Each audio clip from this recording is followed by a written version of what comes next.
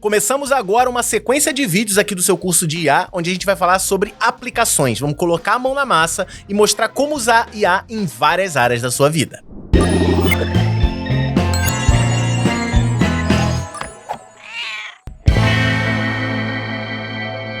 Olá, pequeno gafanhoto, seja muito bem-vindo, muito bem-vinda a mais uma aula do seu curso em vídeo de inteligência artificial. O meu nome é Gustavo Guanabara e já tá vindo o Ramiro aí pra gente começar uma série de vídeos que vai falar sobre aplicações. Acabou de acabar uma série sobre armadilhas das LLMs e agora vai começar uma série sobre aplicações, onde, como eu disse lá na introdução, a gente vai começar a botar a mão na massa e mostrar como utilizar a IA experimentando em várias áreas da sua vida. Esse vídeo é apenas uma introdução, mas eu já vou mostrar um exemplo mão na massa. Assiste esse vídeo até o final, porque tá um exemplo muito maneiro. Mas durante os próximos vídeos a gente vai falar como aplicar para e-mail, para codificação, pra galera de programação, né? Que aqui o canal é bastante forte em programação. Nós vamos mostrar como usar IA para programação. Então, enfim, como redigir um e-mail, como fazer uma campanha de marketing, enfim, a gente vai aplicar IA em várias áreas da vida, né? Financeiramente, monetariamente, enfim. A gente vai começar uma série muito maneira. Ramiro já tá chegando aí, mas antes a gente tem um recadinho dos nossos patrocinadores.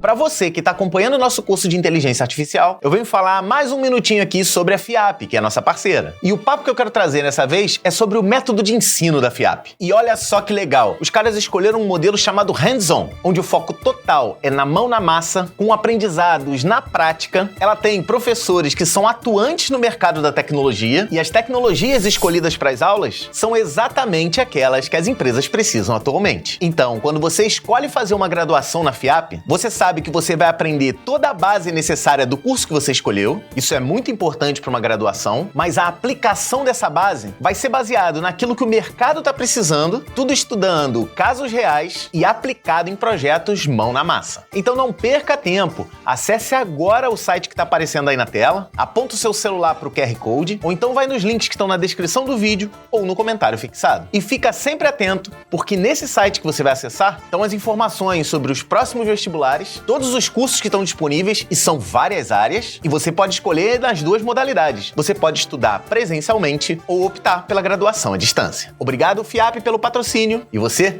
volta aí para sua aula. Ramiro, chegamos numa parte mão na massa bem grandona, você vai ter uma sequência de vídeos gigante aí, só mostrando na prática a geração de conteúdo por uma IA generativa, não é isso? Para quem ficou falando aí, né, mostrou tudo separado, engenharia de prompt, não mostrou a aplicação, é isso aí, vai começar agora. Exatamente, então não se esquece de você tem que acompanhar os vídeos anteriores, que muitas das coisas que a gente vai falar aqui foi explicado, digamos, cientificamente, entre aspas, nos outros vídeos. Então, pega papel e caneta ou abre um editor de texto e começa a fazer as tuas anotações aí. Guarda, porque isso vai ser importante para você, a gente não deveria nem estar falando isso, mas você nem vai precisar assistir o mesmo vídeo várias vezes se você anota. E mais na frente, você sabe exatamente onde que foi dada essa dica de prompt. Anota a dica e em qual vídeo você viu, porque fica mais fácil de acessar depois. E outra coisa, agora, a pergunta que não quer calar. Onde eu pego os prompts que vocês vão usar aí de exemplo? Eu diria em lugar nenhum, porque a gente não vai ficar escrevendo, não. Só para o vídeo, anota. É isso aí. Primeira coisa que a gente vai fazer, a primeira parte é utilizando a inteligência artificial, como parte das aplicações. Agora que a gente aprendeu as técnicas básicas de engenharia de prompt, é hora de aprender como usá-las e resolver problemas simples do dia a dia, como eu acabei de explicar. A estruturação de dados é o seguinte, um caso muito simples e interessante para os LLMs é a organização de dados em tabelas. Isso aqui é bem interessante, né, Ramiro? Com certeza. Muito útil.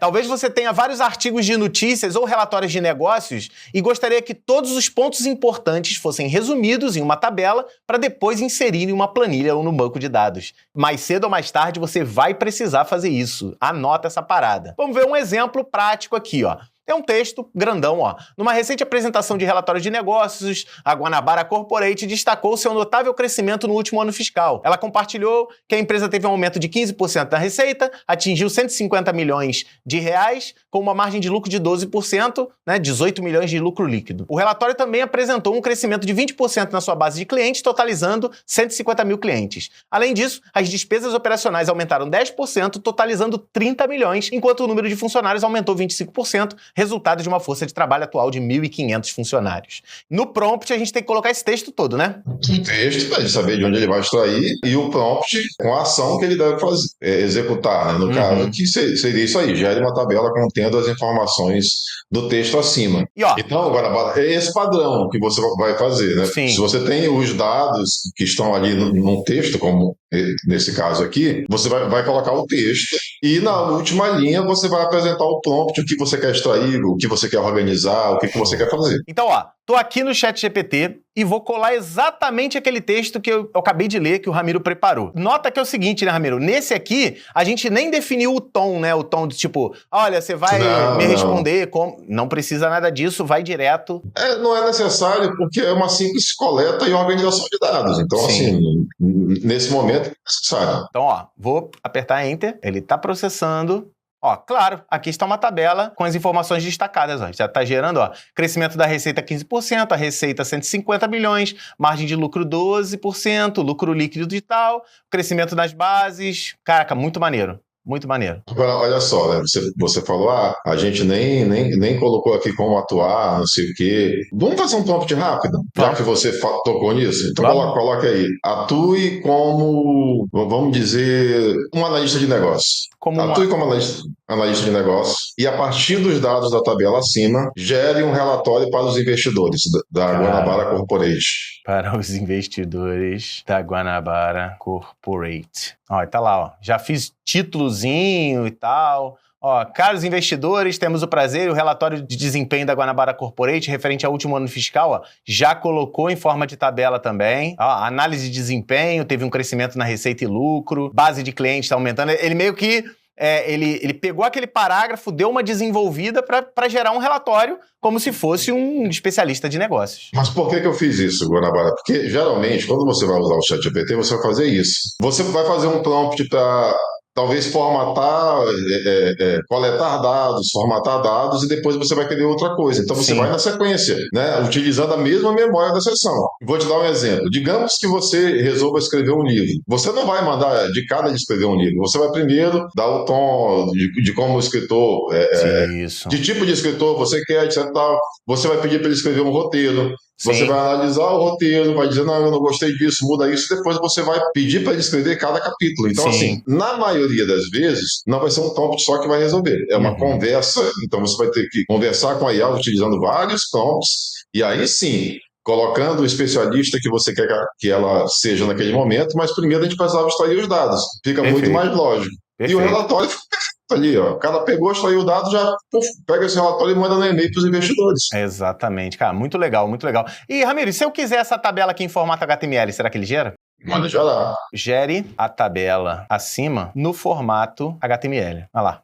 Tá lá, ó. Ele ainda fez o documento inteiro, nem foi só a tabela, não. Ainda fez um CSSzinho lá. Tu vai copiar esse HTML, botar no arquivo e colocar no site, por exemplo.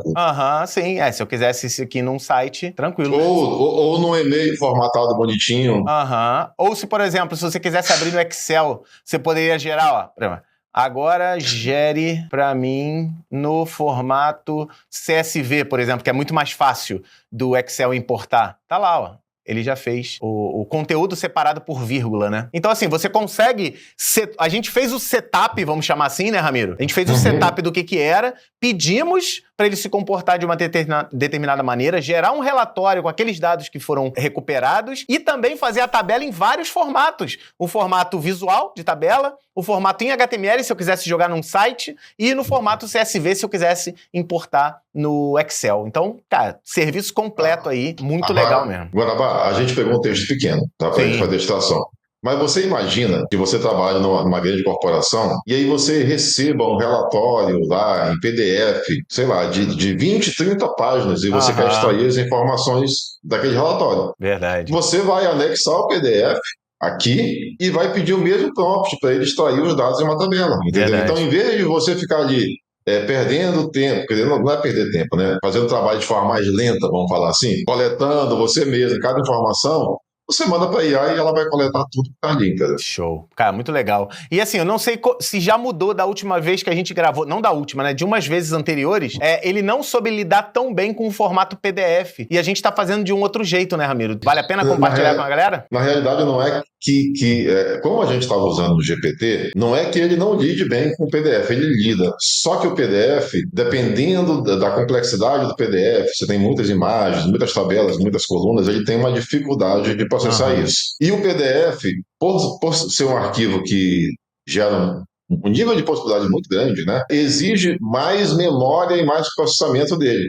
Então, quando você coloca isso num GPT que vai ser utilizado, um agente GPT, que a gente não viu isso ainda, tá, galera? Um agente GPT que vai ser utilizado recorrentemente, isso vai pesar no resultado, entendeu? Então, aí existem outros formatos que são mais práticos, como HTML e TXT. Sim, então assim, o TXT, ele perde até a hierarquia, né? Ele não vai conseguir fazer como o que é título, o que é subtítulo.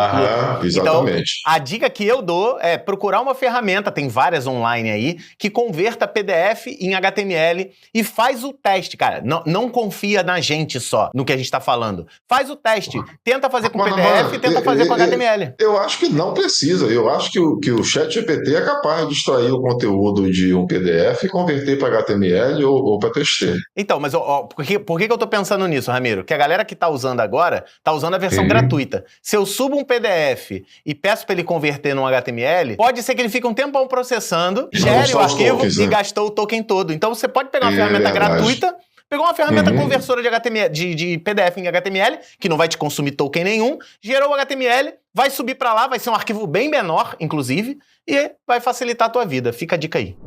Não sei se você já viu, mas aqui no canal do Curso em Vídeo a gente lançou há algum tempo atrás um podcast chamado Experience Podcast. E se por acaso você não conhecia, abre uma aba nova, abre o canal do Curso em Vídeo no YouTube e na aba Podcasts do canal, procura pelo Experience. Lá, a gente já tem disponível dezenas de episódios conversando com profissionais da área de tecnologia que atuam aqui no Brasil e também no exterior. Se você está querendo entrar na área de tecnologia e quer aprender com a experiência de gente que já está gabaritada trabalhando há muito tempo no mercado, você não pode perder os episódios do Curso em Vídeo Experience Podcast. Eu também vou deixar o link na descrição desse vídeo e também no comentário fixado.